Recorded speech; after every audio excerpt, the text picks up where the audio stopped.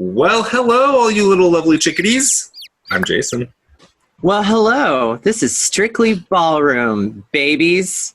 I'm Ryan. I don't know why I did this, but hey, it was cute. Yeah, it's all right. Yeah, we're Can all you tell everyone why you have these dark glasses on? It's for fashion purposes only, of course. Oh, I thought you were hungover. No, not today. Not today, Not ladies. today, Satan. Mm-mm. No way. Mm-mm. So let's tell all of our lovely viewers, what are we talking about today? I think you kind of already hinted at it. Oh, well, of course, one of my favorite movies, but two, we are talking about the essence of ball and everyone basically that comes out of that glitterified and beautiful and what it means for community and pop culture. It means a lot. Ballroom.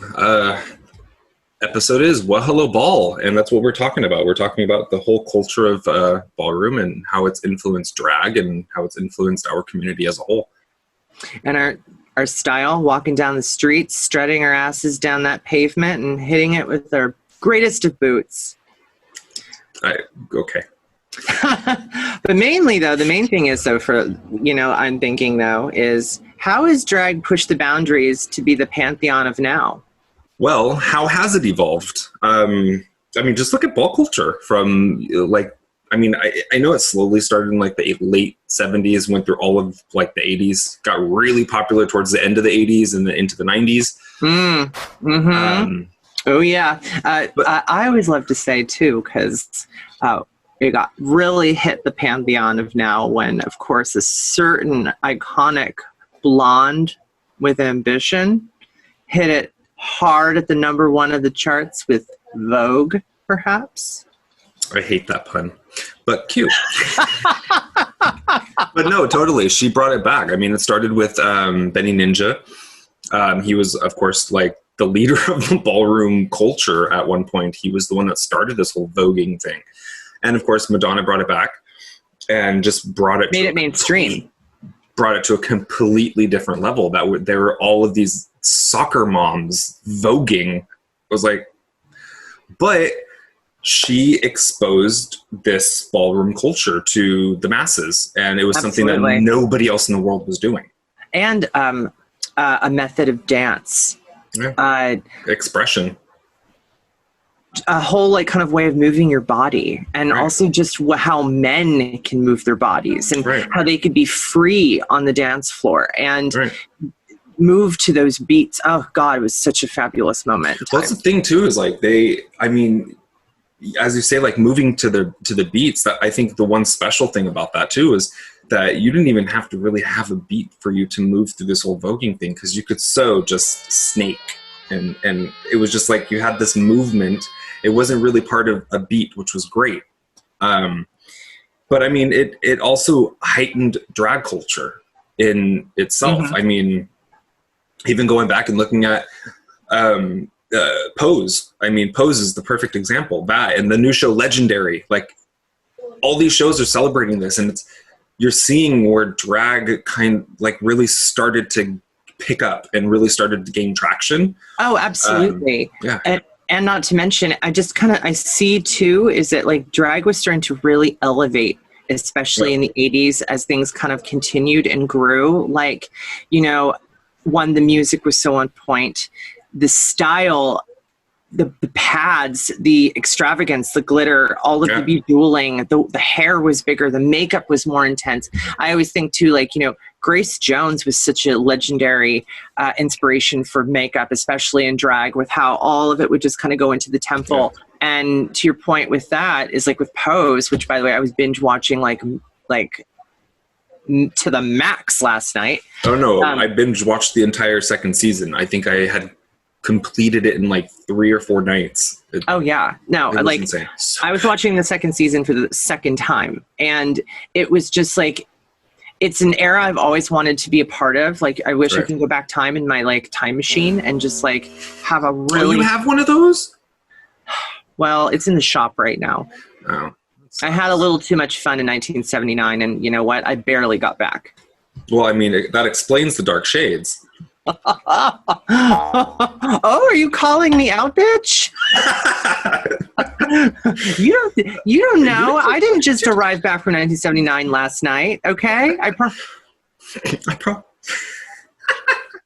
that's a whole other story. But again, it's brought drag. It's brought this whole culture into the mainstream, into the masses, and it's changed the audience. I mean, it was always just about our community and being able to express ourselves and Great be visible. Song. Another, ring it up. But it was always about our community and getting visibility. And oh yes, so, I mean, we even talked showing about what we can do. Yeah. I mean, we even talked about how has the audience changed through this whole thing? I mean, it's God, us to a whole other extreme. I will say now it's for God's sakes, look at the who's really traditionally watching RuPaul's Drag Race now. I mean, realistically speaking, it is primarily women, little girls. Yeah. They're even little girls. Exactly. But you have look at Trixie Mattel. Oh. She looks like an overdressed Barbie, and that's her aesthetic. I mean, even her makeup line that she's brought out looks like something you would have bought at Toys R Us for your kids. That's how it's designed. God. I would say the same thing about Kim. She's reaching that. Yeah, she's reaching that, or they are reaching that demographic. I mean, RuPaul, I can't even begin to explain or even try to understand a massive stardom that he has and that this whole show has and that drag has become. I mean, they have their own live review in Vegas. As from RuPaul, they have all massive spin-off TV shows. Yeah. They're on major labels, networks. Thank you. VH1, it's insane. Well, and the whole thing is too, you just think about where it started, and reality in so many ways, it started with being in literally a ballroom. A room, and then how it has escalated with RuPaul to television, film, MTV. Yeah. She releasing music in the 90s, Snapshot, Supermodel, all of that. Then continuing, obviously, she was also in one of my favorite films, which I was also watching like mad last night, Tu Wong Fu, Thanks for Everything, Julie Newmar. Yep. She comes down. Oh my God. Yeah, I mean, she had her own TV show on Netflix. It's insane. Anyway. Mahalo.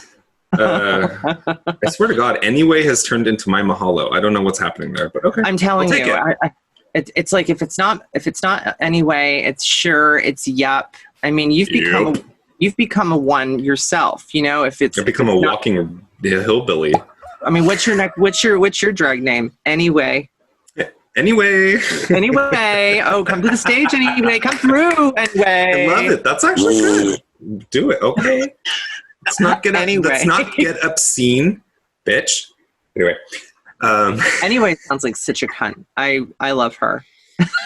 But seriously, she's totally RuPaul's Drag Race in America. She's totally changed the perception of drag perfection. I mean, I remember seeing Manila live in person at Vogue, and dark lighting and everything. But still, I was just like, whoa! I was shocked. I mean, she still was Manila. Looked like Manila. Was gorgeous. Totally fishy. Oh, she's amazing. She's amazing. You could see everything that you aren't able to see when they're on TV. It's insane. Exactly. Well, it's just like movie stars, I mean, There's filters even on film. Yeah. It's refreshing to see that everybody is human just like we are, and that and also especially too, if you're an up and coming drag queen, and you're really trying to start out, I'm sure that it is obscenely intimidating. And then you see, well, actually, they're just like me. They know how to paint. A lot of them do. But it's there is the imperfections, which make them completely real. Right. And also fall off the stage, or they break a heel, or, rip their, or in that case, who was that hooker who was totally knocked off of Canada, whose outfit was falling apart right on the stage? Hated her. Anyway. Anyway, no. Outside of all, we've got, as we're talking about ballroom culture, coming from that, going into drag, ballroom culture has opened up the doors for so many things in our community. I can't even begin to count. But how is drag important in our community? How can we as LGBTQI and so forth, how is it all so important to us, drag itself? Are you going to answer my question? Oh yeah. Again. Shut up. Anyway, How is drag important to the community, bitch? oh my God. As I always say, calm down. Okay. Calm Down by Taylor Swift. Okay. Anyway, shut up. Oh my God, I can't even answer the question. Oh my God. Fuck you. Okay. Drag is important to our community because it is, in essence, another form of putting ourselves out there in another way that is colorful, beautiful, magical, out of this world, and another way of showing who we truly are, which is people who have been through hell on earth and we've worked our asses off to get to where we are today. And I think when it comes to drag, it's a form of wearing your icons on your sleeve, you know, of lip syncing some of the most amazing, fabulous music that ever existed, and dancing with delight and cherishing every single moment it is to be an individual, especially gay and in our community, and that it is a magical and beautiful thing that so many may never understand, but we do, and we want to share it with the world. That was good. I like that.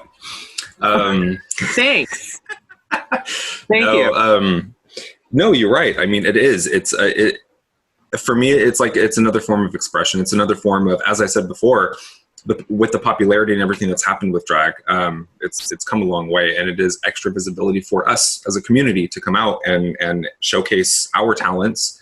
My favorite part of drag has always been like those trash queens, the comedy queens, you know, the ones that actually just put on like performance art. And it's I love all the categories, you know, category is trash queen. Those are my favorite. And like I said, I think it's just more visibility for our community. And it's just, it's expression, and it's a form of art.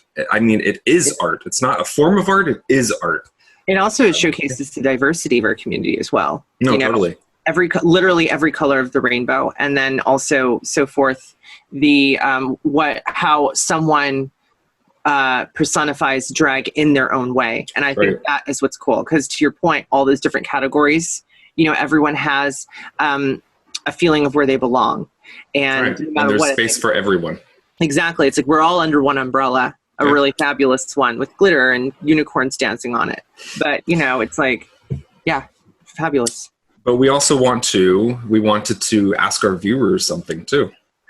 What does drag mean to you? Make sure to put down comments, Instagram, wherever you feel comfortable, wherever you're best at social media. Put down comments. We want to collect them just like we did with the Pride episode and feature them in a nice little post. Yes, that's right, ladies and gentlemen and kittens and critters. Whatever you put down, there is no wrong answer. Showcase what you feel and what you love, and sprinkle a little kitty glitter on it. Because guess what? Whatever one makes it the cut, we're going to showcase it in our next post, and we can't wait. Yep. So comment, subscribe, anywhere, wherever it's at, subscribe. Do it. Give me a call. Don't. You'll never get off the phone. Or you'll never get me.